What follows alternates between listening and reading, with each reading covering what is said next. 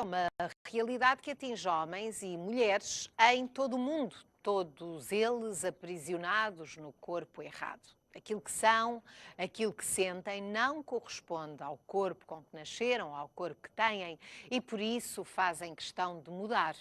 Mudar de sexo, mudar de identidade, mudar de vida. Uma mudança que encontra muitos obstáculos pelo caminho e um deles continua a ser o preconceito. Nós fomos conhecer o caso da Patrícia Ribeiro, nascida e apresentada ao mundo como Nuno.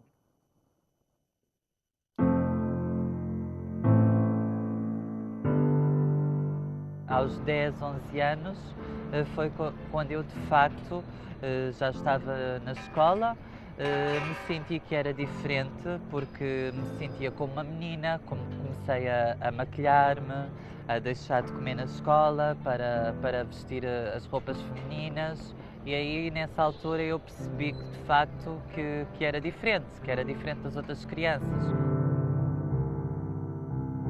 Sofri bastante na escola porque nessas idades as crianças são muito cruéis e sofri o chamado bullying psicológico, fui alvo de muita chacota, muita risada e até me colocavam uma alcunha na escola, que era bonecas, devido ao meu gosto e ao meu entusiasmo pelas Barbies, pelos nenucos.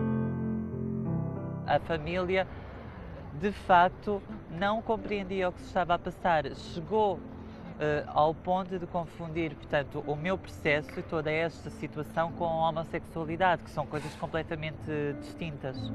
Obviamente que para os meus pais foi um choque, nomeadamente para a minha mãe. Levou-me a vários psicólogos, que foi a forma mais adequada que a família achou para tentar perceber o que se estava a passar comigo. Esta situação arrastou-se durante muitos anos. Este ano faz precisamente 6 anos que eu fiz a cirurgia de reatribuição de sexo. Sinto uma mulher liberta. Acho que a cirurgia mudou a minha vida a todos os níveis, não só a nível profissional, mas como a nível pessoal, porque eu era uma pessoa amargurada, era uma pessoa infeliz, era uma pessoa sem vida, digamos assim. Desde criança, o único refúgio que eu tinha, que é de salientar, sempre foi a música. Para mim, a maior felicidade foi, de facto, poder regressar ao que ao que eu sempre gostei de fazer desde criança e que foi o meu refúgio na plenitude de mulher. O Nuno Ribeiro, de facto, nunca existiu e já ficou esquecido e acho que ficou enterrado. Comigo está aqui a Patrícia. Foi, Patrícia, difícil para quem estava à sua volta encarar que havia algo diferente em si?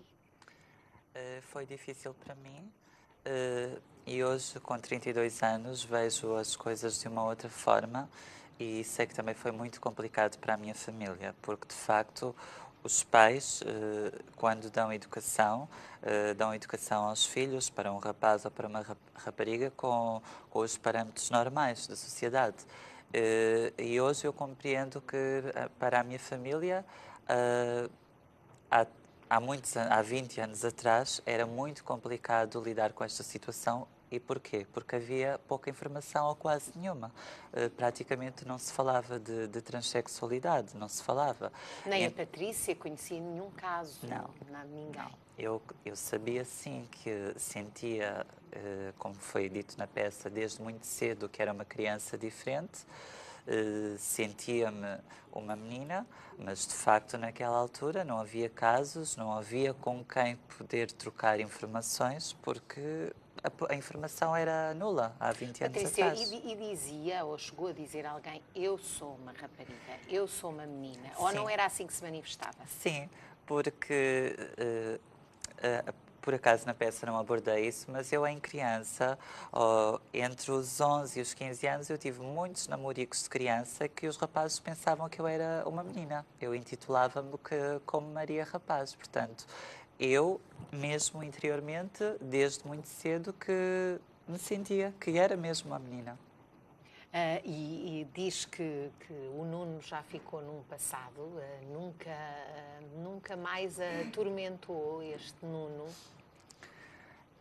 Eu penso que nestes casos de perturbação de identidade de género, no meu caso pessoal, eu acho que o Nuno nunca existiu, porque quem prevaleceu foi a Patrícia, de facto. E porque eu senti-me sempre uma mulher, sempre. Portanto, eu acho que fez parte portanto, de um processo de vida para renascer a Patrícia, mas de facto o Nuno nunca existiu. Por isso é que eu de facto digo que está enterrado. Mas chegou a mentir sobre aquilo que sentia para se sentir mais protegida? Sim. Houve momentos em que teve medo de assumir quem se sentia ser? Foi a questão da família. Fui uma criança, portanto, oriunda de pais divorciados, e as crianças, quando os pais se divorciam muito cedo, acaba sempre por haver algumas mazelas. E eu fiquei desde muito cedo com a minha mãe. E depois, quando a minha mãe se voltou a casar, quando perceberam que havia algo que estava errado, tanto a minha mãe como a minha avó levaram-me a vários psicólogos para tentar perceber o que é que se estava a passar. E eu, de facto, senti medo, porque tinha medo de ser castigada pela minha mãe, de levar a tareias, de ficar de castigo. Então chegava aos psicólogos e negava sempre tudo. Havia, portanto, uma expectativa por parte da sua família materna, neste caso, que ele levava, de que um trabalho a nível psicológico lhe mudasse a sua cabeça. Sim. E gastaram bastante dinheiro em psicólogos. Eu cheguei a ir até para Viseu, ser seguida por psicólogos, mas eu contrariava sempre tudo quando lá chegava. Chegou a fazer tratamentos com algum risco, com essa vontade tanto que tinha de chegar com este processo ao fim? Infelizmente, fiz algumas loucuras na minha vida, e hoje aconselho às pessoas que estão a passar por um processo de transição a não fazê-lo. A entregar-se só nos médicos, nas capacidades Acho da que as medicina. pessoas devem fazê-lo, devem ser seguidas não só por psicólogos e psiquiatras, fazer o tratamento hormonal correto e não fazer as chamadas loucuras como eu fiz. Portanto, entupi-me, digamos assim, de hormonas, fiz aplicações de silicone industrial, tanto no rosto como no corpo, o que é gravíssimo. Cheguei recentemente do Brasil e foi no Brasil um especialista, que é o Dr. Luís Paulo, que me conseguiu retirar essas substâncias do rosto e do corpo, e hoje, com 32 anos, sinto-me renovada e foi, de facto, uma cirurgia que eu estive à beira da morte e serviu-me de lição. E acho que o meu testemunho serve também para essas pessoas que estão na mesma situação não cometerem as loucuras que eu cometi. Porque compreendo melhor do que ninguém o que é passar por este processo, que é um processo que, para quem está de fora, é difícil de imaginar em todas as vertentes, porque até há uma questão que a Patrícia frisa muito, que é a da identidade, do documento de identidade. Todo este processo de transformação aconteceu sempre com o seu cartão, o seu bilhete de identidade como Nuno e não como Patrícia. Quando havia muita gente a olhar para si e a tratá-la por Patrícia, ainda era o Nuno. Eu fui pioneira, de facto, nessa situação, porque, aliás, fui a primeira pessoa em Portugal a mudar a identidade. Sofri muito, porquê? Porque a minha cirurgia foi comparticipada pelo Estado em 2008 e eu, quando fiz a cirurgia, pensei que a minha felicidade tinha sido alcançada, mas deparei-me com um novo problema, o problema da identidade. Eu fui obrigada a colocar uma ação contra o próprio Estado que tinha-me comparticipado a cirurgia. Falava-se pouco ou nada sobre a lei de identidade de género e eu tive praticamente 2 anos e meio a viver na plenitude de mulher e a viver com uma identidade masculina. Foi frustrante, passei por situações humilhantes em hospitais, no Aliás, numa simples aeroporto. consulta em que chamavam o Nuno Ribeiro, levantava-se a E Patrícia, eu não tinha é? que às vezes esperar que alguém entrasse primeiro para explicar a situação e às vezes acabava por ouvir, eu não chamei a senhora, chamei o senhor, e eu ter que acabar de dizer, olha, infelizmente essa pessoa sou eu, e foi muito doloroso. E o que é que acontece? Passado 2 anos e meio, quando vou para ir a tribunal, portanto para a audiência, a lei de identidade de género tinha acabado de ser aprovada uma semana antes. Patrícia, a nível da sua intimidade, das suas relações afetivas, também esbarrou com o preconceito? Isso, graças a Deus, não. Eu sou uma pessoa muito sentimental, sou uma pessoa que vive muito o amor. Eu sou muito sensível, eu sofri muito com este processo. Eu sou uma pessoa que choro com facilidade e apaixono-me também com facilidade, porque tenho fragilidades.